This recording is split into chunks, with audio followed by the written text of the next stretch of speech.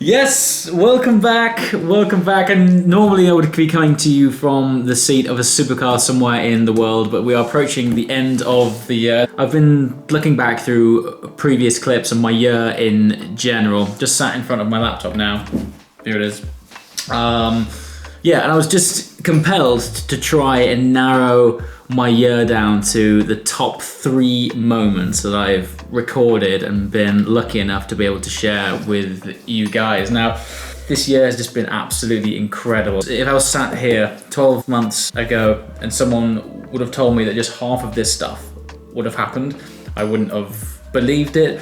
But every step of the way, every week, every month, something incredible has cropped up. And yeah, car content for 2016 has just been absolutely insane. So yeah, I just thought let's sit down and go through the last 12 months and see if I can try my best to isolate down my, I guess it's either my top 3 favorite moments of 2016 or then my top 3 videos of 2016. Now I did put this question out briefly on Instagram and it's been really hard because when I think back, there would be moments which would stand out in my mind and then I'd flick through all of the content which I'd filmed and I'd be like, oh God, that day was amazing, that car was incredible, that moment was great. So yeah, let's start with number 3. Now, this was halfway through top marks in Monte Carlo in April. It was halfway through the week and the video is titled The Best Driving Day of My Life. Now, up until that point, it certainly was, but with all sorts of things in life, it's always the unexpected events which are fantastic. Now,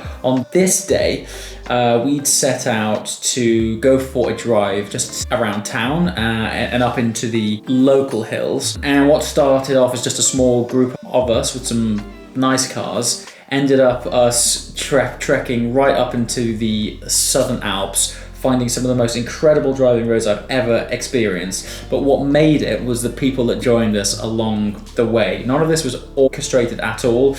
We did one lap of town and all of these cars just started to bolt on. And before we knew it, we were in the mountains with a McLaren P1 and a Aventador Super Veloce Roadster. We got a Ford GT, a Challenge Stradale. At that time, I'd taken the F12 down there. And it was the first time as well that I got the F12 up in some mountain roads. And what unfolded, which I will share with you shortly, was an absolutely incredible adventure.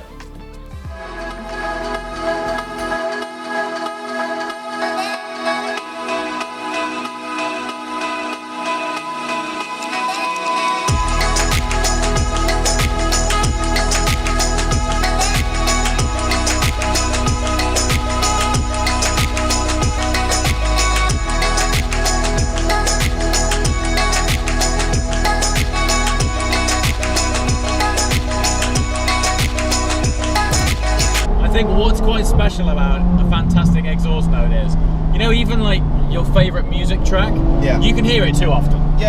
You can play it too many times. Every day. Yeah, you can have it on 20 minutes repeat. a day. In a decent exhaust sound though. You never get tired of it. You're never like, it's so dynamic. Oh, I could just do with hearing a different exhaust sound. No. It's always amazing. There's a P1 just there, casually next to us on this alpine road. I'm like a kid in a candy shop. So we're about to follow a P1 up what I consider to be the best road I've ever driven in an F12. In the sunshine, man. Absolutely insane. Absolutely perfect.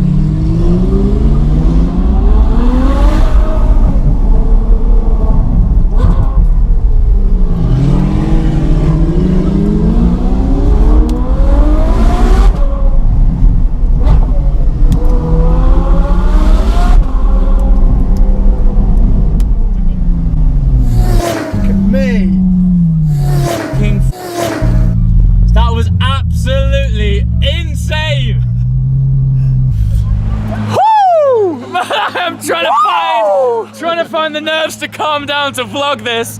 I cannot begin to tell you how absolutely ridiculous that was.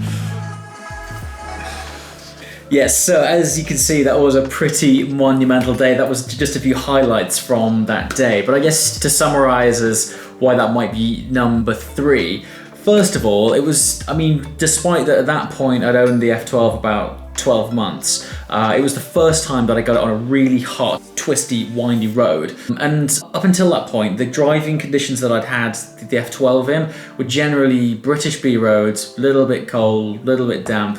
When you get that F12 up to temperature and you can exploit those tyres, you've got the windows down, the sound of that incredible V12 engine just bouncing off the mountain walls straight back in your ear.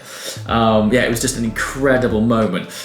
Coupled with the fact that the caliber of the cars that just so happened to join us on this completely unplanned trip was out of this world. To be accompanied by a P1 was just amazing. What I think the number one thing was just the joy and camaraderie of everyone else involved. Everyone had a very similar mindset on that day. They were just out enjoying their cars, and the next thing we know, we're up in the mountains in some of the most breathtaking scenery, fantastic roads. Yeah, and I think I speak for everyone involved in that day that it was definitely one of the best drive of our lives, and definitely one of the best drives of this year. So yeah, that's why the best driving day of my life comes in number 3. So number 2, now on Instagram and Twitter and so forth, loads of people have been putting in their comments as to what their favorite video would be.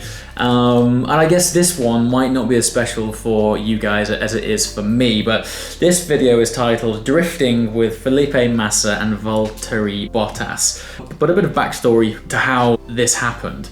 We were approached by Martini to help them activate some content during the Monza Grand Prix.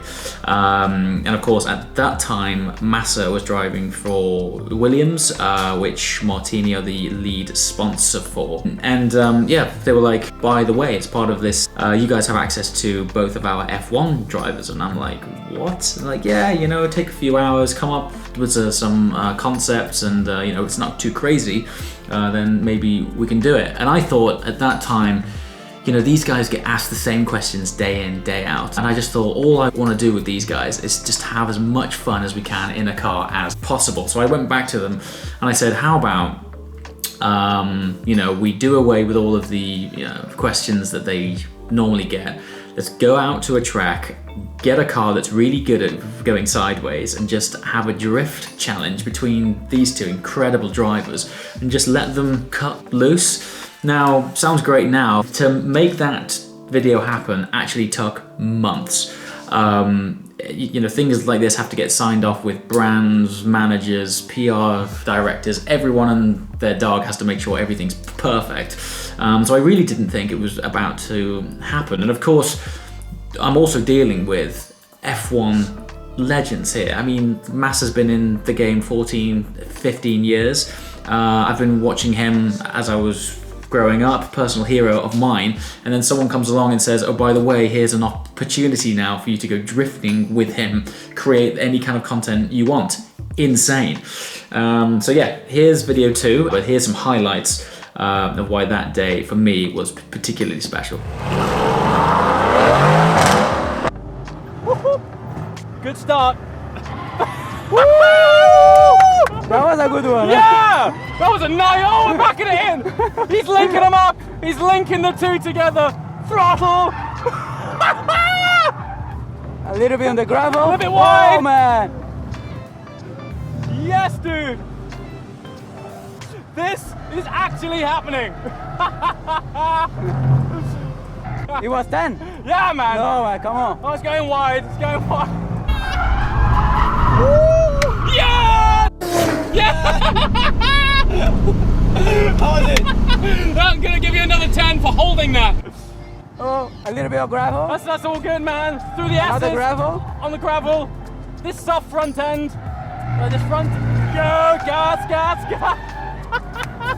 Yeah, hold it, hold it, hold it. Oh, yeah. Yes, Massa. It was okay. Yeah, man. Good. One more, one more. One more. Let's have it. Now we go, now we go, Yeah, now we go. hold it, hold it, Now hold we it, go, hold now it. we go, now we go. Oh, Oh, yes! Oh, that was so good cool. one. That was cool. Yeah! This guy just held one of the best grips I've ever done. That second lap, oh, absolutely flat. Fantastic, man.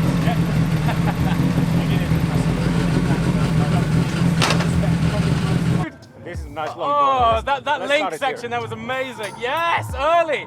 Right round. Both corners. Oh, yes, Yeah. yes, yes, yes. 10 points. Bottas, baby, you nailed it. Good stuff. No, let's do some donuts. We need some donuts.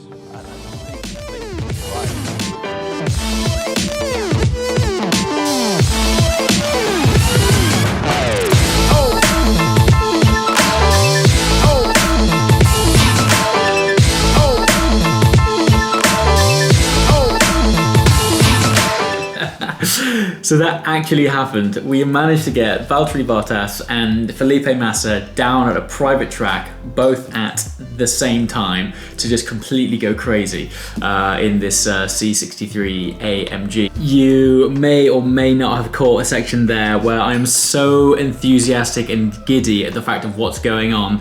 I sort of slipped into a state of complete relaxation and referred to Bottas as baby.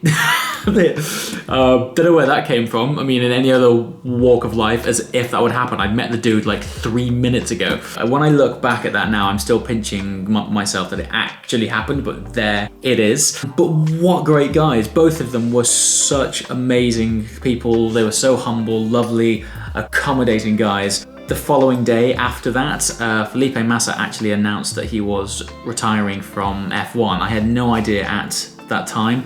It was just pure fluke and good timing that, we managed to make that video happen just before he left. So thank you, Williams, thank you, Martini, thank you, Massa, and thank you, Bottas. Now then, number one. I'm sure most of you, judging by the Instagram comments, most of you guys will probably know where this is heading, but this is a time that means more to me than you guys might think. This title is called Sell Your House, Sell Your Kids. This was when I managed to get hold of the keys to the 675 LT Spider. Now, I haven't actually told the full story of how this came about because it actually wasn't supposed to happen. I was in Tenerife for the launch of the new McLaren 570 GT. The following day, however, I was supposed to be flying home at 12 o'clock and my flight got cancelled and changed till 7 p.m. So I was wandering around the hotel where the McLaren crew were all staying, and Wayne, who was in charge of PR there, saw me hanging around and said, "James, we have a 675 LT Spider outside. Here's the keys. Would you like to go and drive it?" I was like, "Sounds great." Now, up until this point, no one had really done a very good job of conveying how special that car was. I read things about it. Most of the test drives were on track with the 675 LT Coupe, and even some of the content that I'd seen with the LT up until that point had been people in the passenger seat, and I don't think anyone had really conveyed that this thing was just a different ball game. So anyway, I walk outside, keys to the LT, I get in it, I approach this car with no expectations at all because I hadn't read much about it. I drove out of the hotel and honestly I was probably half a mile down the road and I actually stopped that car and was like, hold on a second, like what is this? Previously to that, I just jumped out of a 650S, phenomenal car, and that they've evolved this car to such an extent that I was in it thinking, what is this witchcraft? It was completely mad.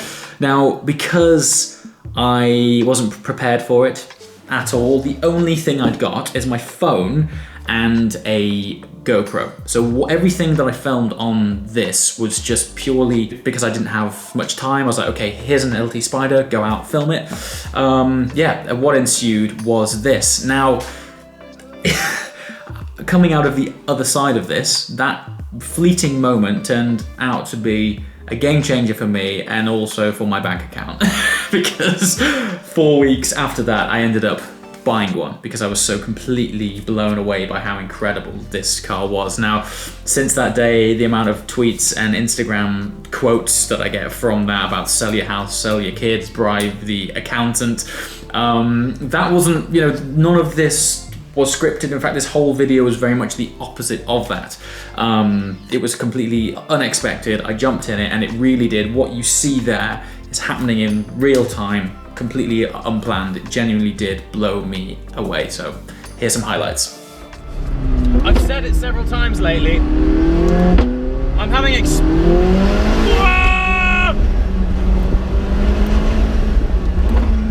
experiences lately where my vocabulary does not convey how absolutely incredible the scenario I'm in is. I think the 675 LT just took that to 11, ripped up the rule book and spat it out. I don't, even if I did have the words, it would not convey how absolutely insane this car is. And I think I just need to condense it into one word or into something that sort of helps sum up just what the hell is going on. Normally I would complain about being stuck behind a truck, but right now I just need a minute. I just need a moment. I need to just whew. This is a good thing and a bad thing. It's a fantastic thing because already 15 minutes in, it's one of the best driving experiences of my life. It's a bad thing because, well, where do I go from here? I'm gonna go back and listen up. The cars that I drive on a daily basis are absolutely incredible, don't get me wrong. But there's something about this, it feels next generation. It feels of another world. Those pops and cracks add so much drama. Oh, and the steering rack is nice. I mean, that is a really tight switchback, and you'll notice you can thread it with the cross of the wrists. What possessed you to make this? It's absolutely amazing. Do you need anything more than this? I mean, I know there's an element of supercars and you do become accustomed to the acceleration on most cars. When you put your right foot down in this, you sort of time warp. Like, I need Han Solo here to help me pilot the attack on the sensors. That this is an interesting test. Tunnel.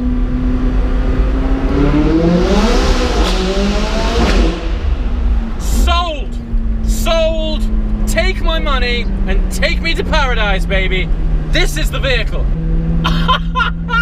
Sell your kids, sell the house, bribe the accountant, whatever it takes. You need one of these. So yes, as you can see, I was a big fan of that car, and I literally put my money where my mouth is, and I tried my very best when I got home to find one, and I did. Some inside stories that I haven't mentioned also about that trip. If you guys followed my gumball experience prior to that, after gumball I actually fell quite ill for about 3 weeks. After that I was unable to film. In fact, I was actually unable to get out of bed. So what you actually don't see in this clip is the amount of editing I had to do to cut out the amount of times that I was coughing. I would cough so much between each take because I was just coming off the tail end of being able to walk again. So yeah, it was great. It was a really, really great moment to, you know, not only be getting my health back, but also to be experiencing a car which was a truly, truly special thing. So yes, thank you McLaren for that opportunity. Anyway guys, I just want to say a massive, massive, massive thank you to everyone who has watched the channel this year. Your support has been absolutely incredible. The community which we're building around this channel is amazing as well. Everyone on here is so friendly, so passionate. And I just want to say a huge thank you. We're wishing you all a very, very happy new year. As always guys, thanks for watching. I'll see you next time. Ciao! You can hear the Italiano sound. Giuseppe, what do you say?